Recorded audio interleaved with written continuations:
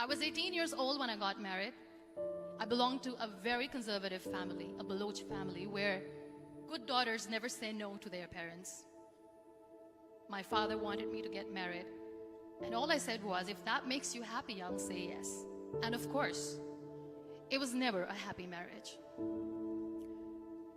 Just about after 2 years of getting married, about 9 years ago, I met a car accident.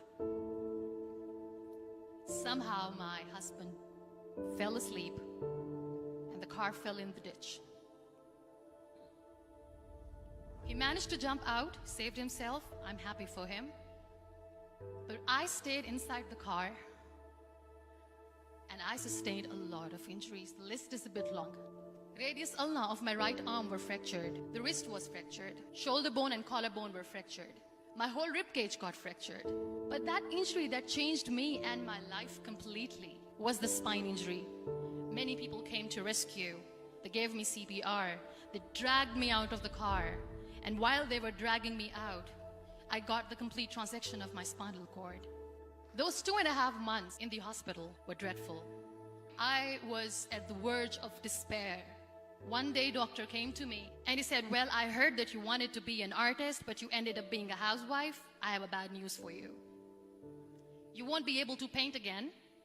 Next day, doctor came to me and said, your spine injury is so bad, you won't be able to walk again. I took a deep breath and decided it's all right.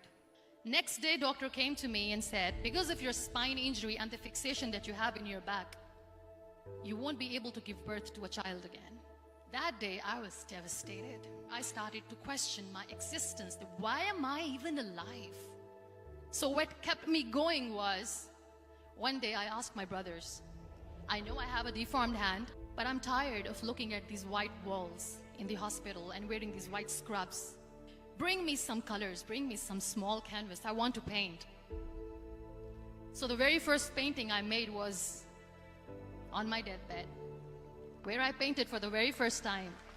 What an amazing therapy it was. Without uttering a single word, I could paint my heart out. I could share my story. People used to come and say, what lovely painting, so much color. Nobody could see the grief in it. Only I could. And that day I decided that I'm going to live life for myself. I am not going to be that perfect person for someone. I am just going to take this moment and I will make it perfect for myself. That I'm going to fight my fears. So I wrote down one by one all those fears. And I decided that I'm going to overcome these fears one at a time. You know what was my biggest fear? Divorce. But the day I decided that this is nothing but my fear, I liberated myself by setting him free. And I made myself emotionally so strong that the day I got the news that he's getting married, I sent him a text that I'm so happy for you and I wish you all the best. And he knows that I pray for him today. Number 2 was, I won't be able to be a mother again. And that was quite devastating for me. But then I realized there are so many children in the world, all they want is acceptance. So there is no point of crying, just go and adopt one. And that's what I did.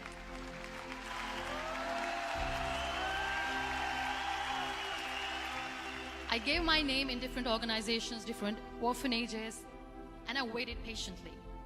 2 years later, I got this call from a very small city in Pakistan. I got a call and they said, are you Muniba Mazari? There is a baby boy and would you like to adopt?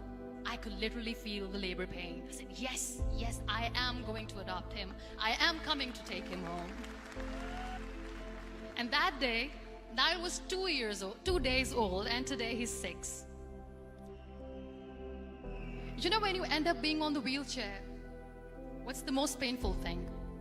People think that they will not be accepted by the people because we, in the world of perfect people, are imperfects. So I decided to appear more in public.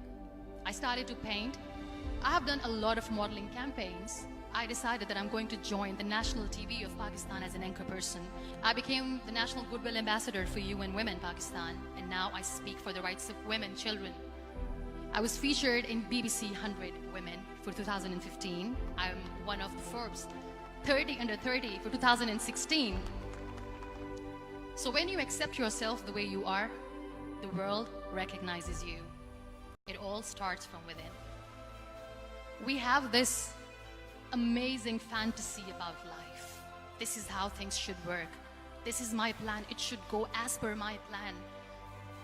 If that doesn't happen, we give up. I never wanted to be on the wheelchair. Never thought of being on the wheelchair.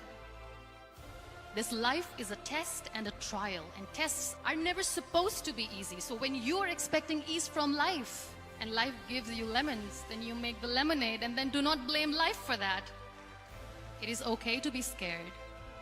It is okay to cry. Everything is okay, but giving up should not be an option. They always say that failure is not an option. Failure should be an option, because when you fail, you get up, and then you fail, and then you get up, and that keeps you going. Embrace each and every breath that you are taking. Celebrate your life. Live it. Don't die before your death. Real happiness lies in gratitude. So be grateful, be alive, and live every moment.